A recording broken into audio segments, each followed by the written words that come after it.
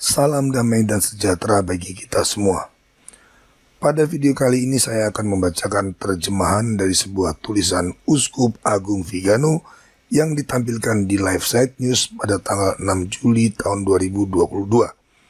Tulisan tersebut berjudul Budaya Pembatalan di Gereja dan Masyarakat dikendalikan oleh kebencian terhadap Yesus Kristus. Berikut terjemahan bebasnya. Dalam editorial berjudul Budaya Pembatalan atau Cancel Culture, impian abadi gnostik untuk memulai dari nol yang muncul pada tanggal 30 Juni tahun 2022 dalam Buletin Ajaran Sosial Gereja Observatorium Internasional Kardinal Van Tuan, Uskup Agung Giampaolo Crepaldi dengan analisis yang sangat jelas menyerang keras sikap dukungan terhadap yang baru ketimbang yang lama, yang membuat kebajikan sama artinya dengan kelekatan pada hal-hal baru dalam sejarah, dan dosa sama artinya dengan pelestarian masa lalu, dan yang terdiri dari damnatio memoriae atau penghapusan dari ingatan secara sistematis dan kejam terhadap semua yang bertentangan dengan modernitas. Uskup Agung Trieste itu menulis, kemajuan ingin segalanya berubah, kecuali kemajuan itu sendiri yang harus tetap ada. Kemajuan harus melestarikan kemajuan sebagai sesuatu yang tidak dapat disangkal, tidak pernah dapat dikritik, tidak pernah dapat dilampaui, dan tidak pernah dapat dihapus. Hal yang sama juga dapat dikatakan tentang revolusi. Revolusi mengubah segalanya kecuali realitas revolusi yang tidak dapat diubah dan yang tetap mutlak. Demikian juga budaya pembatalan harus membatalkan segalanya, tetapi budaya pembatalan itu sendiri harus tetap menjadi prinsip mutlak. Kecaman ini menandai kembalinya gnosis anti-Kristen, yang bukan kebetulan merupakan sekutu dari zaman pencerahan dan propaganda anti-agama oleh burjuasi Protestan berbahasa Inggris, yang tidak lain merupakan buah dari berabad-abad disinformasi yang sudah direncanakan. Sejak reformasi palsu Lutheran dan seterusnya, kesatuan Eropa Katolik yang dipecah oleh bidat biarawan Jerman dan skisma Anglikan dengan tegas menunjukkan bagaimana revolusi sipil yang dapat kita definisikan sebagai bidat politik menemukan landasan ideologisnya dalam kesesatan doktrin dan moral. Pengamatan berani Uskup Agung Crepaldi membatasi dirinya pada budaya pembatalan atau cancel culture dalam masyarakat sipil. Tetapi sayangnya ia mengabaikan upaya serupa yang tidak kalah seriusnya dan telah dikejar dengan keras kepala di jantung gereja Katolik sejak Konsili Vatikan II. Ini menegaskan bahwa kemurtadan bangsa-bangsa Kristen yang secara sistematis telah menghilangkan jejak kekristenan dari badan-badan sosial harus didahului dengan penghapusan atau pembatalan serupa terhadap masa lalu dari tubuh gerejawi yang disertai anggapan bahwa yang baru secara ontologis lebih baik dan lebih unggul secara moral tanpa memperhitungkan dasarnya, yaitu terlepas dari niat mereka yang memberlakukannya dan di atas segalanya terlepas dari evaluasi terhadap konsekuensi atau buah-buahnya. Paus Santo Pius X mendefinisikan modernisme sebagai bidat yang berasal dari kesalahan filosofis ini. Apapun yang baru dianggap sebagai pasti baik hanya karena itu baru.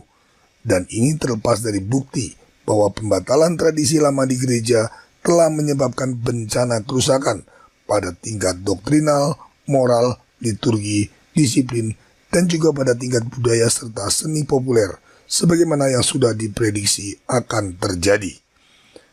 Konsili menetapkan hal-hal baru dan apa yang mereka sebut kemajuan sebagai norma, tetapi tidak membatasi dirinya pada hal tersebut. Para arsiteknya juga harus membatalkan masa lalu, karena perbandingan sederhana antara novus dan vetus, yaitu antara yang baru dan yang lama, menyangkal gagasan bahwa yang baru itu baik dan yang lama itu perlu dikutuk. Itu dapat terlihat berdasarkan buahnya masing-masing. Reformasi liturgi itu sendiri adalah disinformasi yang direncanakan. Pertama-tama karena dipaksakan atas dasar kebohongan, yaitu bahwa umat beriman tidak memahami perayaan ritus dalam bahasa Latin. Dan kedua, karena fakta bahwa lex orandi sebagai ekspresi dari lex credendi secara sengaja dilepaskan dari pemahaman ortodoksi Katolik dan secara aktif memang berupaya disangkal. Instrumen utama dari propaganda kaum progresif dan budaya pembatalan yang diterapkan di lingkungan gerejawi adalah liturgi yang diperbarui, yaitu Missa Novus Ordo. Ini hampir sama seperti yang dilakukan oleh reformasi palsu Lutheran yang secara progresif menghilangkan warisan iman, tradisi, dan sikap sehari-hari orang Kristen yang selama berabad-abad oleh ajaran iman Katolik telah diresapkan ke dalam kehidupan umat beriman dan bangsa-bangsa. Budaya pembatalan tidak bisa dihindari ketika apa yang baru harus diterima tanpa kritik, dan apa yang kuno, yaitu yang dianggap sebagai tradisi lama, harus dilupakan sehingga tidak tetap ada di masa sekarang sebagai acuan pembanding yang merugikan. Dan bukan suatu kebetulan jika novel George Orwell 1984 meramalkan penyensoran informasi ex post atau setelah fakta, yaitu melakukan koreksi terhadap berita masa lalu untuk disesuaikan dengan tujuannya yang sudah berubah di masa sekarang. Di sisi lain, upaya perbandingan sederhana telah menghasilkan perbedaan yang memicu penilaian yang bijaksana, mempertanyakan dogma kemajuan, dan mengungkapkan harta berharga masa lalu yang saat ini tidak dapat diulangi oleh siapapun. Justru karena hal itu adalah hasil dari dunia masa lalu yang ironisnya pada saat ini telah ditolak secara a priori. Jika dalam beberapa dekade terakhir para pengikut progresivisme Katolik, sebuah ungkapan yang sebenarnya tidak lebih merupakan sebuah kebodohan, telah bekerja untuk melemahkan tradisi dan berupaya menggantinya dengan antitesisnya, maka dalam 10 tahun kepausan Bergoglian ini, budaya pembatalan telah mengambil bentuk kemarahan ideologis, mulai dari etika situasi Amoris Laetitia hingga ekologi Neo-Malthusian Laudato Si dan ekumenisme Masonik Fratelli Tutti. Selain itu juga memanifestasikan dirinya dalam bentuk penghilangan tanda-tanda eksterior, mulai dari jubah liturgi hingga simbol-simbol dan gelar kepausan. Bahkan melalui Traditionis Custodes dan Desiderio Desideravi, budaya pembatalan ini mencapai titik pembatalan substansial liturgi apostolik yang oleh motu proprio Summorum Pontificum sempat diberi kebebasan setelah 40 tahun pengucilannya. Budaya pembatalan dalam segala hal, baik dalam hal metode, penerapan, tujuan, dan ideologi yang mendasarinya, adalah kesamaan yang menyatukan mereka yang mempromosikannya. Ini sebuah operasi subversif karena menggunakan otoritas gereja untuk menghancurkan gereja dan mengubah tujuannya yang benar, seperti halnya otoritas negara dirampas untuk menghancurkan kepentingan bangsa dan kepentingan umum warganya. Kadang-kadang membawa renda nenek tidak apa-apa, tetapi hanya kadang-kadang. Itu untuk menghormati nenek, bukan? Begitulah kata Bergoglio menyindir penggunaan jubah imam yang kaya ornamen saat berbicara pada sekelompok imam bulan Juni lalu. Dia melakukannya dengan kedangkalan yang sama seperti yang ditunjukkan oleh seseorang yang bodoh di depan sebuah karya seni yang hebat atau maha karya sastra. Atau lebih tepatnya, seperti seseorang yang mengetahui nilainya yang baik, tetapi ia sendiri hanya memiliki sampah dan barang rongsokan untuk ditawarkan sebagai alternatif. Akibatnya ia hanya mampu mendiskreditkan dan mencemooh. Melikuidasi harta tak ternilai dari doktrin dan spiritualitas liturgi apostolik dengan istilah renda nenek mengkhianati kesadarannya sendiri bahwa ia tidak memiliki argumen dan kemampuan untuk menjelaskan alasan besarnya intoleransi terhadap sesuatu yang bagi orang-orang dengan itikat baik akan terdorong untuk melestarikan, menjaga, dan memahaminya. Mereka yang secara individual tetap gigih membantah kekeliruan tindakan magisterium dan pemerintahan Bergoglio, menolak untuk menyadari kenyataan yang mengerikan dan menyakitkan, yang secara signifikan menemukan mitranya di dunia barat.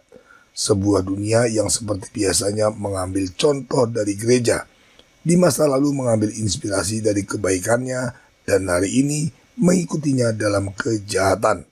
Dan dengan demikian, tidak ada gunanya menyangkal dokumen atau deklarasi ini dan itu, atau menganggapnya sebagai skandal menurut tradisi Katolik. Itu karena budaya pembatalan sebagai ekspresi pemikiran gnostik dan revolusioner secara ontologis adalah musuh dari akal sehat, dan sebelum itu juga adalah musuh dari iman. Sementara mereka yang mencela kerusakan yang tak terhitung dari operasi kriminal berupa penindasan dan penghapusan terhadap tradisi, termasuk dengan menunjukkan bencana kerusakan yang terjadi di berbagai paroki dan komunitas religius, tampaknya tidak menyadari bahwa justru kerusakan itulah yang secara sengaja sedang dilakukan. Mereka jatuh ke dalam penipuan yang sama dengan orang-orang yang pada saat psikopandemi terkejut dengan adanya efek samping yang serius dan penyakit mendadak yang disebabkan oleh vaksin eksperimental, sementara otoritas kesehatan tidak melarang distribusi vaksin tersebut. Padahal jelas, hal itu memang menjadi tujuan karena dimaksudkan untuk mengurangi populasi dunia sebesar 10-15%, seperti yang telah dijelaskan oleh Mr. Gates kepada kita. Kenyataannya, keengganan untuk mempertimbangkan hubungan sebab akibat merupakan konsekuensi dari penolakan terhadap seluruh sistem logika dan filsafat barat yang pada hakikatnya bersifat Aristotelian dan Thomistik.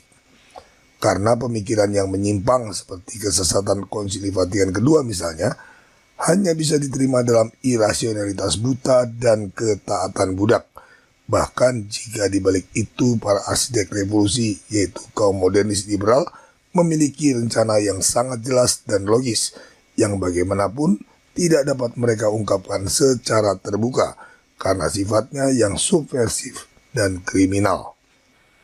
Gereja tersembunyi atau deep church dan pemerintahan tersembunyi atau deep state, keduanya bergerak secara paralel dan sinkron, karena yang menggerakkan keduanya adalah kebencian terhadap Yesus Kristus. Matriks antikristusnya terletak pada penipuan yang merupakan ciri si pendusta. Suatu penipuan yang dimulai dengan membuat Adam dan Hawa percaya bahwa ketidaktaatan akan membuat mereka serupa dengan Tuhan. Padahal sesungguhnya mereka telah diciptakan menurut gambar dan rupa Tuhan, justru melalui penyesuaian diri secara bebas pada hukum ilahi yang ditanamkan oleh Sang Pencipta dalam makhluk dan ciptaan. Kita menemukan penipuan yang sama dalam upaya untuk membuat kita percaya bahwa manusia dapat menyangkal Tuhan dan memberontak melawan hukum kudusnya tanpa konsekuensi. Sementara iblis yang pertama-tama berdosa akibat kesombongan telah mengutuk dirinya sendiri untuk selama-lamanya. Mitos kebebasan, di mana lisensi dan ajaran tentang kebebasan diputarbalikkan, adalah suatu kebohongan. Negara sekuler yang menyangkal kekuasaan Kristus Raja dalam masyarakatnya adalah kebohongan. Ekumenisme yang menempatkan kebenaran Tuhan pada tingkat yang sama dengan kesesatan semata-mata demi perdamaian dan persaudaraan yang sesungguhnya tidak dapat ada di luar satu gereja Kristus adalah sebuah kebohongan. Menempatkan kemajuan sebagai kebaikan mutlak adalah kebohongan, karena apa yang dianggap baik pada kenyataannya adalah kejahatan yang mempengaruhi individu dan masyarakat, baik masyarakat sekuler maupun masyarakat religius. Juga adalah suatu kebohongan untuk menyatakan sebagai kemenangan tuntutan orang banyak sesuatu yang telah dirancang untuk dipaksakan oleh elit konspirator kepada massa, dengan satu-satunya tujuan tidak lain untuk mendominasi mereka dan membawa mereka ke dalam kebinasaan. Itulah sebabnya, di hadapan semua omong kosong Bergoglian yang terus merayakan keberhasilan Konsili Vatikan II dan kemenangan gereja pasca konsili, meskipun ada krisis besar, komentar apapun tidak ada gunanya. Apa yang dijual kepada kita sebagai penemuan modernitas terbaru, mulai dari ideologi gender hingga ideologi kesehatan neo-Malthusian, adalah sampah ideologis lama yang tujuannya hanya untuk menjauhkan jiwa dari Tuhan. Akibatnya pepatah Misery Loves Company, yang artinya orang yang menderita senang melihat orang lain juga menderita, menjadi ringkasan yang tepat dari tindakan jahat iblis yang iri terhadap manusia yang memiliki jiwa dan tubuh ternyata oleh penyelenggaraan ilahi memperoleh penebusan, sementara para malaikat sebagai roh murni tidak memperolehnya. Sebuah penebusan yang diperoleh melalui inkarnasi pribadi kedua dari Tritunggal Maha Kudus dan diabadikan dalam buah-buahnya melalui tubuh mistik Kristus, yaitu Gereja Katolik yang kudus. Bergoglio menuduh orang-orang sebagai penganut Gnostisisme dan Pelagianisme jika mereka tidak dapat menerima gagasan dari seorang paus Gnostik dan Pelagian, yang nilai-nilai kebaikannya tidak terdiri dari upaya untuk menyesuaikan diri terhadap model kesempurnaan yang dirancang bagi kita oleh Tuhan, melainkan dalam melakukan apapun yang menurut kita baik. Tetapi ini bagaimanapun tidak lain adalah dosa Lucifer yang menjadikan prinsip non serviam atau pembangkangannya sebagai aturan moral. Uskup Agung Crepaldi dengan baik menunjukkan matriks antikristus dari budaya pembatalan.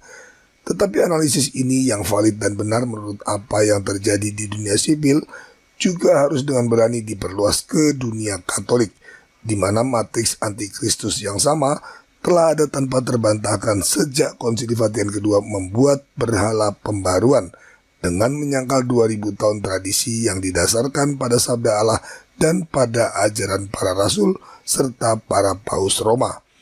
Kemarahan ideologis Bergoglio hanyalah konsekuensi logis dari premis-premis ini, dan fakta bahwa seorang terapis pijat dapat merancang logo berbau LGBT untuk tahun Yobel 2025 hanyalah konfirmasi suram yang terbaru dari metastasis yang sedang berlangsung.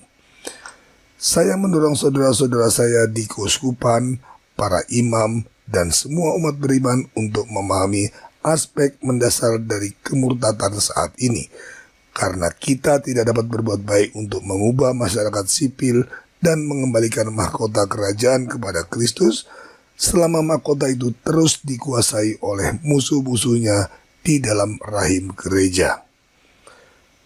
Tertanda Carlo Maria Vigano, Uskup Agung.